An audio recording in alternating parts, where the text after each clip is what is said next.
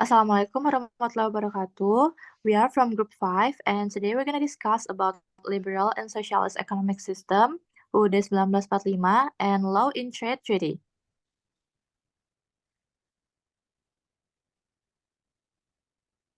Next slide.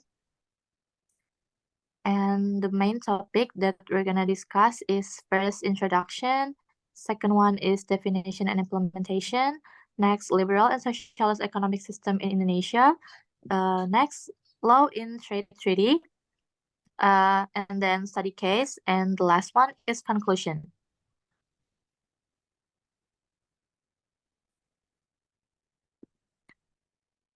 And there are 5 members of our group. We're gonna introduce ourselves. Divia, you can introduce first. Okay, my name is Divia Salsabila with 3-digit last NPM is 124. And I'm Cika Nandita R with my 3 last digit of NPM is 116. My name is Zahwa Nura Aziza and my last 3-digit NPM is 030. My name is Arif Rahmansyah with my last 3 digits of NPM is 123. And my name is Mohammad Fairuuz with my last 3 digits of NPM is 071. Move to the first topic, definition and implementation will be presented by Arif. Arif, you can start. Implementation. The United States, Canada, the United Kingdom, and many European countries have adopted various forms of liberal economics which prioritize individual freedom, private property rights, and market competition. And the next slide is definition. A socialist economic system is characterized by public ownership of the means of production and distribution of goods and services. In socialist system, decisions about production and consumption are made collectively, often through a planning process, and resources are distributed according to need rather than profit. The government plays a more active role in managing the economy with the aim of ensuring that resources are distributed more equitably and that everyone has access to basic goods and services. And the last is implementation. Socialist economic systems have been practiced in a number of countries, including China, Cuba, and the former Soviet Union. This system prioritizes public ownership of the means of production, centralized planning, and a focus on social welfare and equality. And the next slide will be presented by Yuki. So, in many countries, there has been a push for a hybrid economic system that combines elements of both liberalism and socialism. In an attempt to achieve a balance between individual freedom and social welfare. This is the next material is about the liberal and socialist economic system in Indonesia. So we have the 3 points of this chapter. The first point is Indonesia has adopted a mixed economic system, which means it incorporates elements of both liberal and socialist economic systems. And the second point is the implementation of the liberal economic system in Indonesia began in the 1980s under the leadership of the President Soeharto. This period was known as the New Order era. And the last point is the main aim of these policies was to attract foreign investment and promote the economic growth.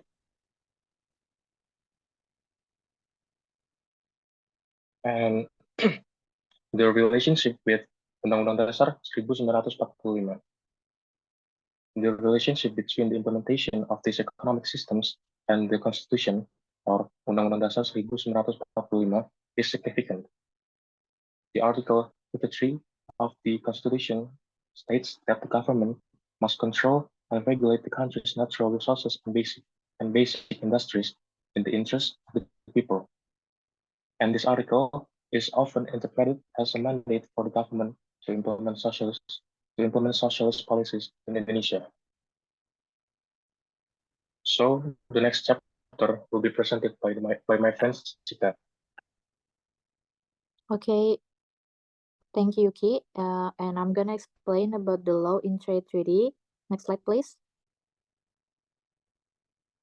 Okay, so the trade treaty, also known as the Asian Economic Community or AEC, or the Asian Free Trade Area or AFTA, is an agreement between the member states of the Association of Southeast Asian Nations or ASEAN, aimed at promoting regional economic integration and facilitating the free flow of goods, services, investment, and skilled labor within the Asian region.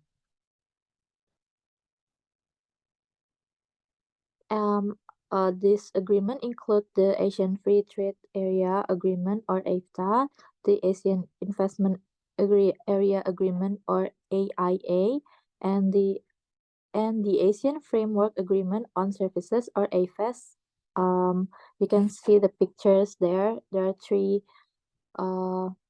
Asian Free Trade Area. Next slide. And next slide will be presented by Zahwa. So I'm gonna explain the study case of the Indonesian case. Next slide, please. So I take the case about the PTKHI versus the Hyundai.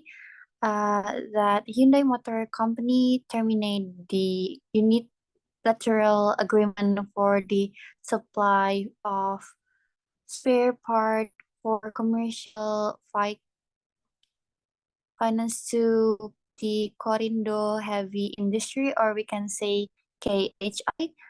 Hyundai Shanghai KHI sue Hyundai at the South Karda District Court for the total claim value of 1.46 trillion.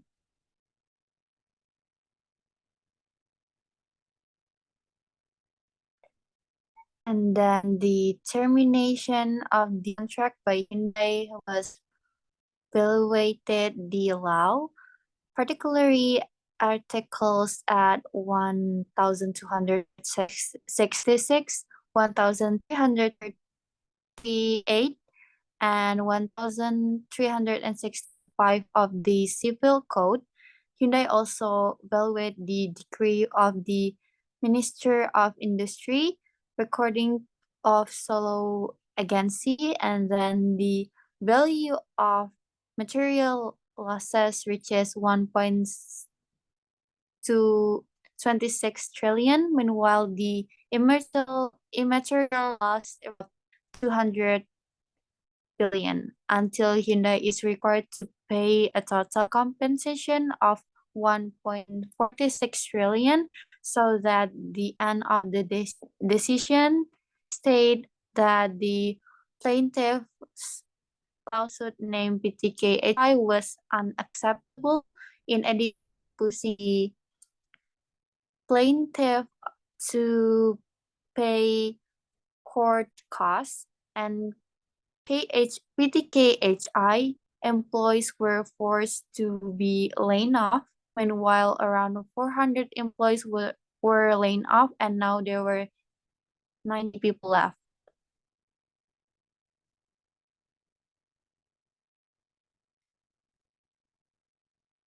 This is the final decision of the case, and then the next slide.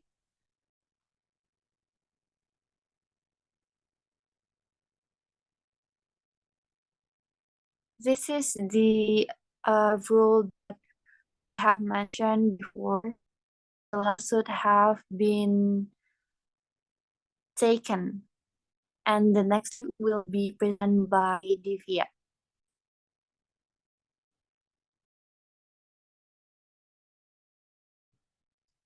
Okay. I will explain about international case studies. It's about the nationalizations of the Venezuela oil industry. In the early 1990s, the Venezuela government hoped to accelerate development in the oil sector through the Apertura Petrolera, or oil opening. Through this program, Venezuela invented and incentivized foreign investment to help it develop its vast petroleum resources. ConocoPhillips first entered the Venezuela oil market in 1992 through a partnership with Venezuela State Oil Company, Petróleos de Venezuela S.A. or PDVSA. The partnership created a joint venture known as Hamakabe BV, which focused on developing heavy oil fields in the Venezuela Orinoco Belt. In 1997, ConocoPhillips also acquired a majority stake in Petrozuata, another oil project in the Orinoco Belt, through a partnership with PDVSA and French oil company Total SA. The project aims to produce heavy blended oil that can be exported to international markets. In 2007, CAFE's government passed its most extreme measures, a nationalizations program that would transfer ownership of international oil projects to mixed company, in which the Venezuelan state would hold a majority interest. As part of this policy, the Venezuelan government seized control of ConocoPhillips, Cerro Negro, Petrozuata, and Hamaka oil projects, as well as several other major oil companies. This policy involved violations of ConocoPhillips investment right by the government. Next slide, please.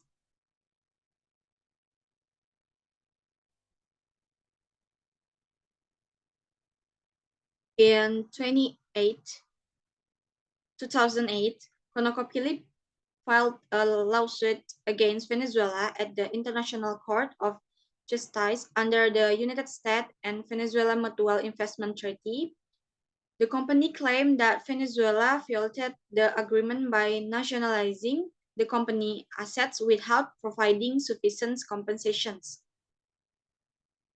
In 2013, the International Court of Justice ruled that Venezuela must pay ConocoPhillips $8.7 billion in damage for the nationalizations.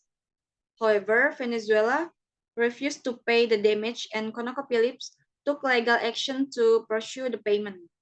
ConocoPhillips is taking actions to seize assets belonging to PDVSA, Venezuela's nation's oil company, in the Caribbean and Europe as part of effort to pursue their redress payment.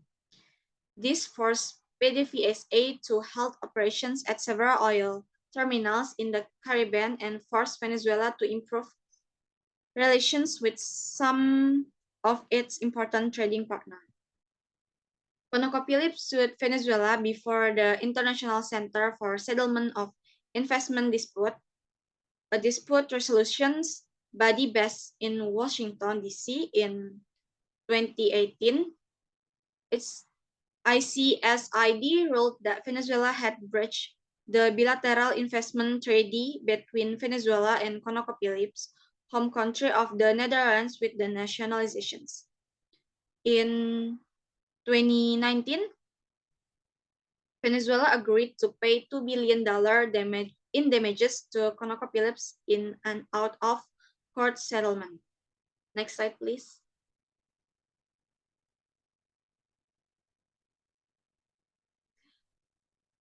In this case, Law number 25 of 2007, Chapter 5 on the treatment of investor, Article 7 from UUD 1945, explain the legal basis for ConocoPhillips to sue Venezuela.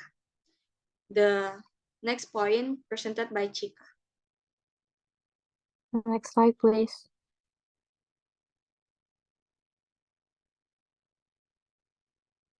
Okay, I'm gonna tell the conclusion of our materials today. Both systems have their advantage and disadvantage. Several countries have adopted a mixed economy that blends both liberalism and socialism. Indonesian mixed economy is a good example of this, where the government intervenes to guarantee social welfare and equality while prioritizing the free market role in driving economic growth. And overall, the primary objective of any economic system should be to enhance the citizens' welfare while balancing individual liberty and social welfare.